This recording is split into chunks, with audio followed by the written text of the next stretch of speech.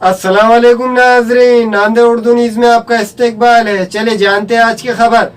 शहर नांदेड़ के रास्तों की हालत, रास्तों में गड़े या गड़ों में रास्ता।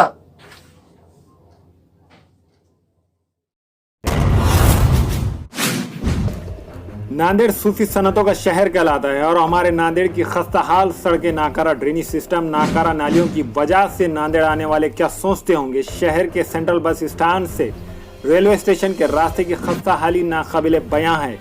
सालों से ये रास्ता ऐसा ही है। देखने पर यह मालूम नहीं होता कि रास्ते में गड्ढे है या गड़ों में रास्ता बनाया गया है। इस रास्ते से अगर कोई 2 व्हीलर या 3 व्हीलर सवार बस में सफर करने वाला एक से ज्यादा मरतबा गुजर जाए तो इसकी कमर और गर्दन के मन के हटना लाजमी है।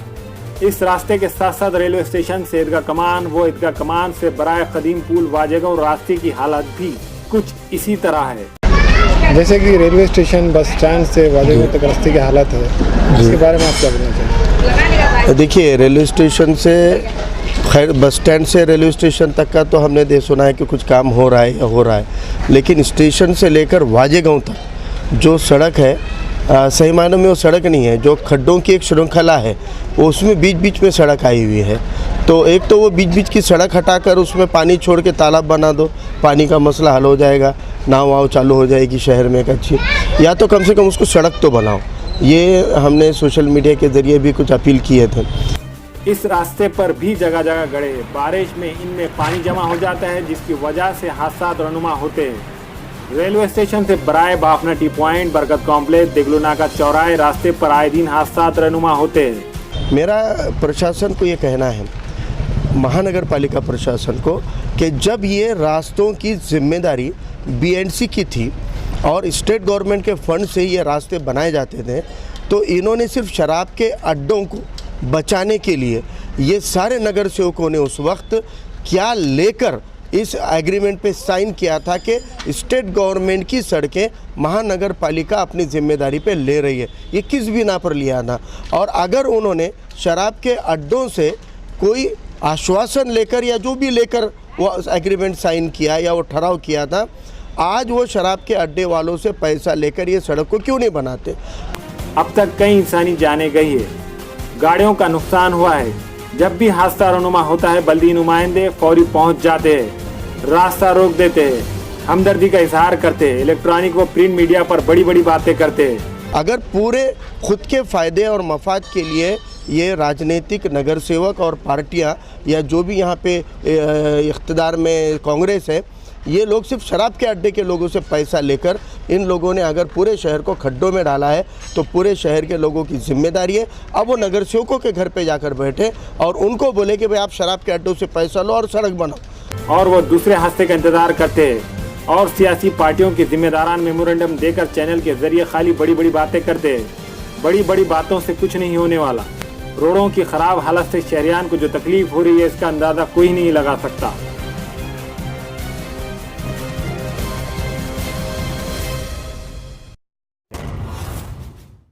क्योंकि ये जिम्मेदारी महानगर पालिका अपने खुद की तनख्वाह वक्त पे नहीं दे सकती, अपने स्टाफ को, अपने रिटायर लोगों को पेंशन नहीं दे सकती टाइम पर। वो ये सड़कों की जिम्मेदारी अपने कंधों पे लेकर ये इस तरह का खिलवाड़ कर रही हैं। ये रास्तों से हादसे होते हैं, लोग मरते हैं, लेकिन वो लोग ज़्यादा नुकसान में आते हैं जो हादसों के शिकार नहीं होते लेकिन अलग अलग बीमारियों के शिकार होते हैं। स्पॉन्डिलोसिस के जैसी बहुत ही ख़तरनाक बीमारियों के शिकार होते हैं। और जो इसके अंदर ट्रैफिक को लेकर जो मसले होते हैं, ये मसलों को शहर में ख़ास तौर से ये कांग्रेस की महानगर पालिका ने डाला है।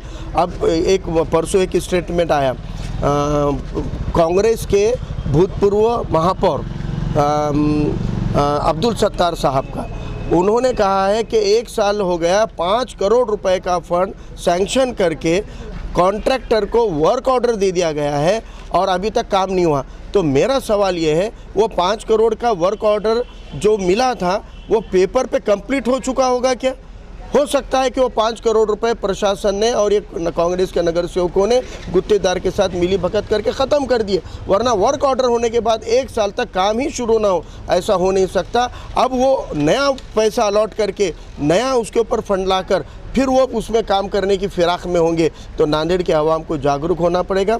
अगर हम इनके ऊपर चौकसी नहीं कर रखेंगे, इन पर हम अपना कंट्रोल अंकुश नहीं रखेंगे, तो ये आपके टैक्स का पैसा महानगर पालिका की तिजोरी में आप और हम पैसा भरते हैं, पानी पट्टी से भरते हैं, घर के टैक्स से भरते हैं और अलग अलग किस्म के जो टैक्स लगाए हैं उसके ज़रिए भरते हैं। और हमारे पैसे को इस तरीके से उड़ाने का काम अगर ये महानगर पालिका का प्रशासन और यहाँ की हुकूमत कर रही है तो लोगों को इसके लिए बेदार होना पड़ेगा। एमआईएम और कांग्रेस की जानिब से बार बार मेमोरेंडम दिया जा रहा है रास्ते को लेकर। अब देखिए ना, कांग्रेस के महापौर रहे हुए शख्सियत, कांग्रेस के अभी मौजूदा काउंसिल के नगर सेवक रहे हुए, उन्होंने निवेदन देकर भी अगर काम नहीं हो रहा है तो उन्होंने जो अभी आंदोलन की भाषा की है, उन्होंने कहा है कि मंगल को हम आंदोलन करने वाले हैं। मुझे लगता है कि ये अशोक चौहान के गालों पर कसा हुआ करारा थप्पड़ है कि उनके ही काउंसिल के, उनकी ही पार्टी के नगर सेवकों को आंदोलन करने की नौबत आ रही है, क्योंकि उनको आवाम पूछ रही है, उनको उसी रास्ते से आना जाना पड़ता है और आवाम उनको पूछ रही है।